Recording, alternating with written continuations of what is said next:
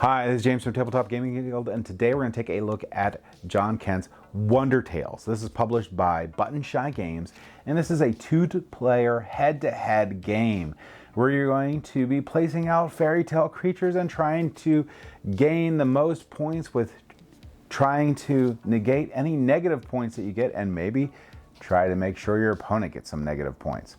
The person who wins 2 of the 3 rounds wins the game. Let's go ahead down to the table here. I'll show you how to play this game, and I'll show you how the game flows. And then we're going to come back and I'm going to give you my final thoughts.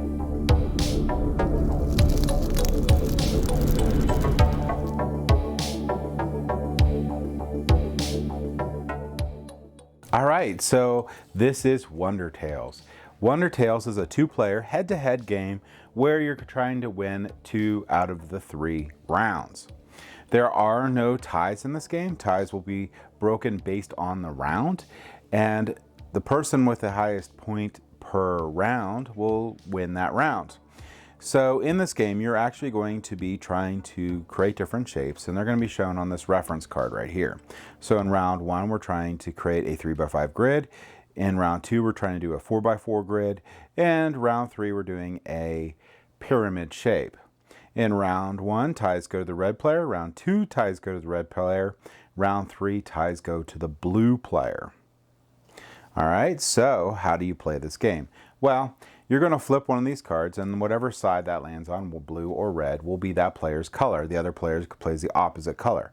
To start out the game, each player is going to get 2 cards. So you're going to have like 2 blue, and the other player will have 2 red.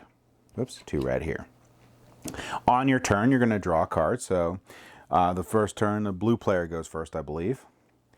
And the blue player is going to pick one of these cards and place it on the board. So if they place out that card, they can place it anywhere here because there's nothing adjacent, and their turn's over. Then the red player is going to go. And the red player is going to look at their cards, and they're going to place it adjacent to this one in some way. You need to follow within the constraints of the grid that you need to place for the turn, so as long as you do that, you're good. And this is going to determine basically where you can place these, so you're going to take a look at each of these cards to see how you would score with them. So the princess here is going to get +1 per neighbor. So this one might be a good one to put out first. So I might put this one out by the little piggy. The next player will draw a card. They'll have their 3 cards to look at.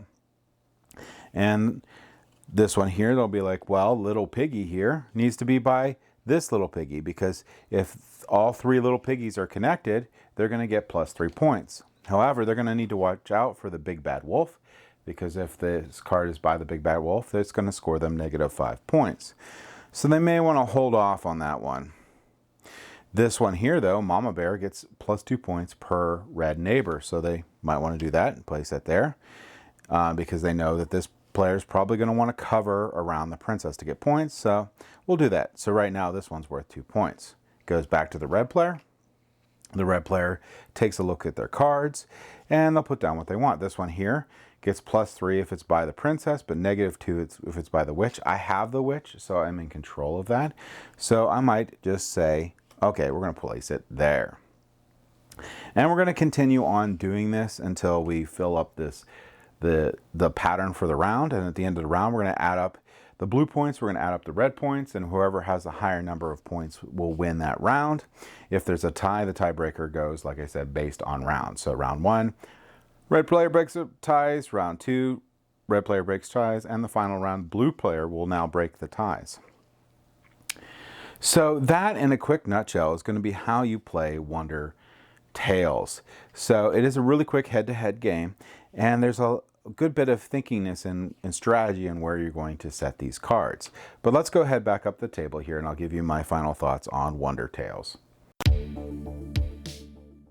So I really like Wonder Tales. I think this is a great 2-player game. This is one of those perfect games that you can just take anywhere with you, bust it out, and play within like this one takes a little longer, so probably about 20 or 30 minutes. And you have a nice fun game with a lot of strategy to it. There is a lot in when you put cards out.